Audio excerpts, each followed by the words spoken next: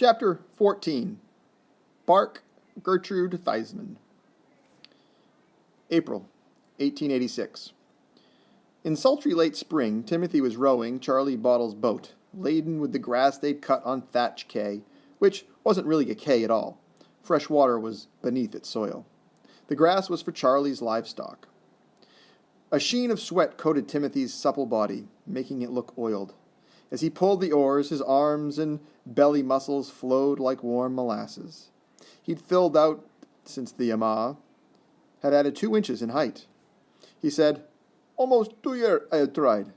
They say, grow up, boy. Tell the mates and captains you be 16. Then you may get the job." Charlie Bottle's bloodshot eyes were locked on Hannah Gomes's foster son. Timothy frowned. Taunt Hannah had always said, "Talk the truth and shame be the devil." "Long's you tell 'em you're 14, they say, grow up, boy, and you got no work." Timothy nodded. Charlie Bottle was known for his wisdom, like Taunt Hannah and Wilbert Averill. "And you look 16, you do. You're a big boy now," said Charlie Bottle. There was no breeze to fill sail this day. The knock of the oarlocks, the slap of the water against the bow, were the only sounds as they went south toward Cokie Bay, where Charlie's donkey cart awaited. Timothy nodded again. That was true, he thought. Big as most men, strong as most men. 6 days later, he announced to Taunt Hannah that he was finally going to sea, on a bark bound for Rio de Janeiro. He'd heard of that place down in Brazil. He'd seen ships from there. He'd heard their Portuguese-speaking sailors. Taunt Hannah congratulated him with a sad face. Even though he'd signed an official-looking paper with his X, all the words on the documents meaningless to him, Timothy still wasn't sure that he was finally going to sea in the 4-masted Gertrude Theismann, a ship that called Philadelphia home port. She was square-rigged, except for its fore and aft sails on her aftermast, some jibs and headsails forward. She was the color of milk, pretty as a giant butterfly. He remembered Mama Geecha saying 2 years ago that he'd get a goat-mout ship, a bad-luck ship, unless he or Taunt Hannah paid her 2 kroner. They talked about it and decided that was an idle threat. How could Mama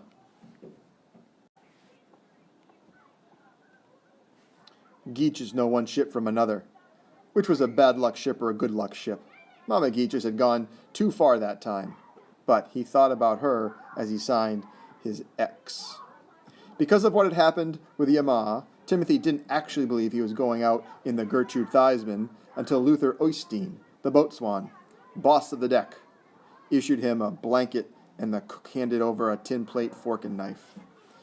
His board-slatted bunk, soiled, straw-filled mattress, and stained pillow were in the cramped pine-board forecastle, in the forward end of the ship, which was also quarters for the 5 other sailors. A table and 2 benches were against the after bulkhead.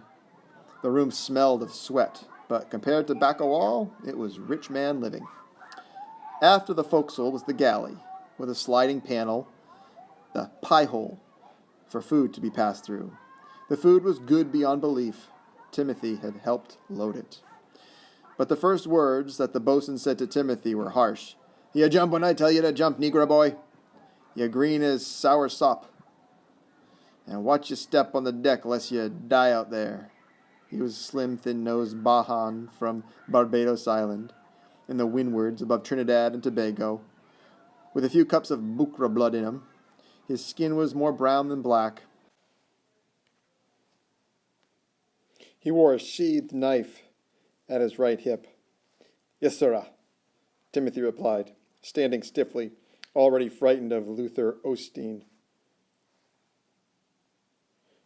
"Now, turn to," Luther ordered. "Go to work. Loading stores." Timothy had always heard that second mates and boatswains, often one and the same on sailing ships, were naturally mean. Too well he remembered Nyborg of the Yamaha. Maybe they had to be mean to survive. That white chief mate, Tanner, seemed pleasant enough.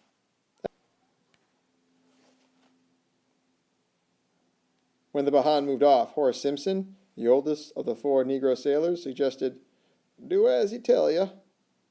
White-haired Horace Simpson from Alabama reminded Timothy of Charlie Bottle. He was short and stocky. Timothy said, "Yes, sirrah," though ordinary sailors were never sirs. The only white man in the forecastle was Phelps. Bewhiskered, face like an axe, he dipped snuff. He'd hurt his foot and wasn't able to go aloft. Horace said of him, "Worthless." Thomas Sanders was the cook steward. He not only cooked but took care of the captain's and mates' cabins. The final crewman was ship's carpenter Dietz, another white man, in charge of the steam deck engine, which hauled up the sails, ran the pumps, and occasionally heaved the anchors. He slept in the carpentry shop. Those were the Bucras and the blacks aboard the Theismann, 11 of them, including the master. She loaded coal in Virginia, 2,500 tons of it, and had offloaded 600 in St. Thomas. She'd also offloaded general cargo boxes. In Rio, she'd pick up bagged coffee after cleaning her holds of anthracite dust, delivered to a Philadelphia warehouse. Now it was time to sail south. Timothy had been unable to sleep during the night and heard the cook stirring next door even before cockcrow. A smell of wood smoke soon crept into the forecastle, then a stronger whiff of burning coal, and finally Luther, a dim figure in the open doorway, shouted, "Turn to!" and the snoring in the forecastle stopped abruptly. Timothy washed his face in a bucket of lukewarm water on deck and helped ready the ship for sea until breakfast was called. A pot of oatmeal was passed through the pie-hole, followed by a slice of ham and 1 egg each, boiled potatoes, bread, and a pot of coffee. Timothy had never eaten so well. As dawn came up, feathery golden clouds to the east, there was a head of steam in the donkey engine boiler. The halyards were laid out and coiled, ready to pull sails up. The Glory came alongside, and the captain gave orders to depart. Timothy saw Tanhana standing on the wharf in the thin new light and waved to her, proud that she'd seen him at work signaling up the mooring lines. He fought back tears, knowing it might be months before he'd see her again. The towing hawser was passed to the Glory, and the bark separated from land. Within minutes, halyards were bent around the gypsy heads on either end of the winch, powered by the donkey engine, the Bahan yelling, "Heave away!" and the upper topsails were soon set. Then the lower topsails were sheeted home. After that, the head sails went up. Timothy was too busy taking orders to do more than glance back at the figure of Tanhana. She was still on the wharf. A beam of Water Island, the Glory said goodbye, and soon the topgallants and royals and all the fore and aft canvases were bellying out in the light easterly breeze. The Gertrude Theismann was underway for Rio.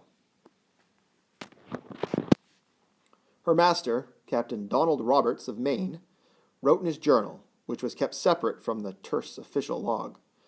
June 8, 1886, 7:30 a.m. Departed St. Thomas without incident. I'm always quite ready to leave port, though Mr. Tanner reported only one fight here amongst the crew.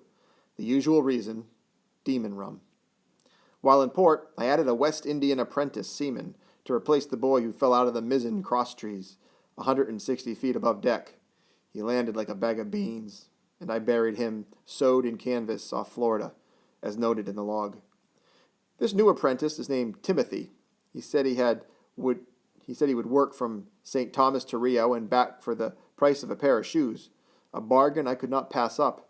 Though polite, he is a bold black boy.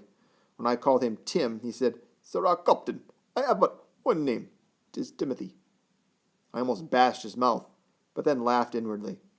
After watching him on deck the past 3 days, I believe he may turn out to be a good seaman.